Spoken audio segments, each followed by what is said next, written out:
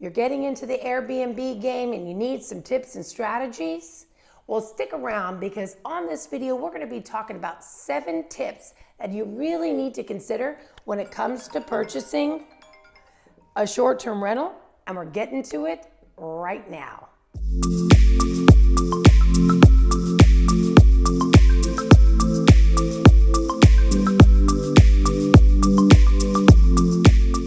My name is June Kranick, and on this channel we do videos every single week of what it's like to work, to live, to buy, to invest, all things as it's related to Orlando and Central Florida.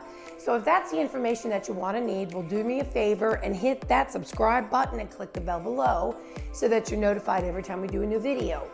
We have people reaching out to us every single week, and my team and myself, well, we're absolutely honored.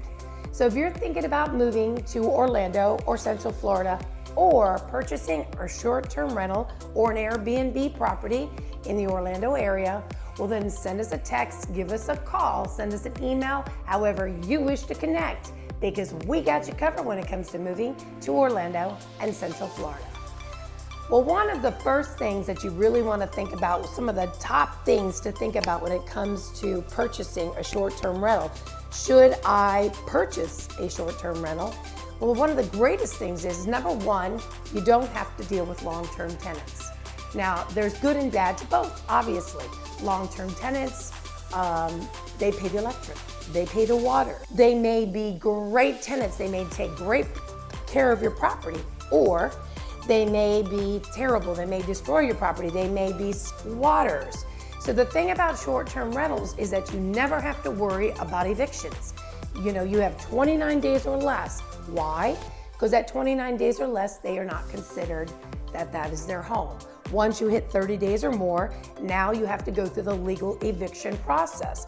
So there are some true benefits to having a short-term rental. So it's just something to think about. Number 2 is you get your money up front.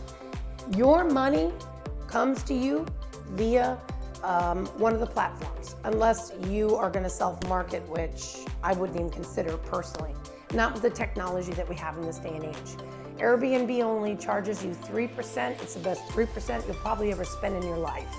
So that money is given to you up front. So you don't have to worry. It takes out all the guesswork. You don't have any issues. So that's another reason why short-term rentals are such an awesome deal, is because you get your money up front. Number 3 is it's very lucrative. If you buy in the right market and you really get down to the nitty-gritty and you figure out what this property, get a strategy for figuring out what the potential is, the money is a lot larger than you would probably typically get with a long-term tenant. With a long-term tenant, you get what you get, and the good news is it's a predictable amount. With this, it can be up, it can be down, but overall, the short-term rental arena is a cash cow. Overall, the short-term rental arena is so lucrative cash-wise, and it gives you an opportunity to build and leverage quickly when you have that cash coming in every month. Number 4 is that once you get a system and your processes down, it really is very manageable. In this day and age, with all the technology we have, with the apps, with channel managers and pricing apps, and with scheduling apps, it's all very seamless and manageable. And it is, if you think about it, is it worth maybe an hour a week to manage your Airbnb long distance or in town, to perhaps give you an opportunity to leverage and build your real estate portfolio? I think so. Would I rather watch The Bachelorette or spend time working on my Airbnb business? Well, I know the answer that I would say. It's just something to think about. If you're getting any value out of this video, do me a favor and hit that like button and comment below and tell me, what do you think about the short-term rental industry? Is it something that you're interested in getting involved in? So another thing to think about, and this is like number 5, is these properties don't necessarily have to be a vacation home. There are people that have built tiny houses that have taken, I was watching a YouTube video on a couple that took a 25-acre abandoned camp, kids camp, and turned it into this most extraordinary experience for Airbnb up in Wisconsin. I mean, you can really think outside the box because people love experiences. So it doesn't have to be just like a beautiful home with lots of amenities. It can be kind of funky. It can be, cottages. It could be all kinds of different experiences. So sometimes it comes down to what do you love? And then that'll give you an opportunity to kind of see, is that something that I could present and turn this into a lucrative Airbnb business? I think it'd be a surprise. People really do value experiences in 2022.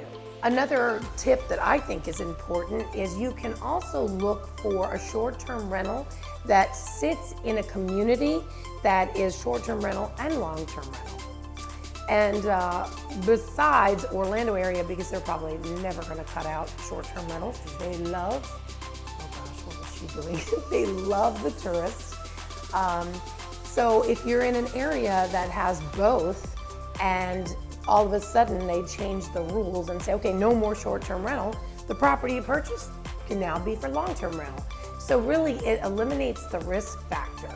So that's something to consider is when you're looking for a property, maybe going into a dual community so as to minimize risk. And lastly, you really want to find properties. For me, I live in Orlando, Florida. We're the #1 tourist destination in the world. It's pretty simple. But if you don't live in Orlando, Florida, and you don't want to buy a property in Orlando, Florida, you can look for professional football, leagues, Tampa, Green Bay, San Francisco, whatever. You can also look for college towns, Gainesville, Tallahassee. I know the college towns in Florida. Hospitals, traveling nurses are a big thing now. So hospitals are a great area because sometimes a traveling nurse will rent an Airbnb for weeks at a time, just not over 29 days, right? Also, vacation meccas. You've got the Smoky Mountains, you've got national parks. I mean, national parks are big. Things of that nature, think about a Hershey Park. I'm just trying to give you ideas of vacation meccas, not just Orlando. Gatlinburg is a huge area, huge short-term rental area. You have places in Texas, San Jose, Arizona. I mean, there's a lot of different areas to look where people really love to rent an Airbnb or VRBO. And then lastly is like large metro areas, which we already touched on. You've got your major cities. I mean, I would love to own an Airbnb in San Francisco. That's the second most expensive place to live in the nation over New York. So, I mean, Washington, D.C., Chicago. I know Nashville is not short-term rental friendly, so not there, but there's a lot of different opportunities and a lot of different areas besides somewhere like Orlando, Florida. So just giving you some ideas of where you might want to consider purchasing an Airbnb. But of course, we'd love for you to come down to Orlando, Florida. So today we were talking about some tips, some ideas when it comes to purchasing or not purchasing an Airbnb. But if that's not really what you're looking for, it's not really your jam, well, you have to let us know. You have to reach out, you have to let us know exactly what it is you're looking for so we can get those videos out to you right away. So remember, if you're thinking about moving to Orlando or Central Florida or purchasing a Airbnb or investment property, well then send us a text, give us a call, send us an email, however you wish to connect, because we got you covered when it comes to moving to Orlando and Central Florida, and we'll see you in the next video. Bye for now.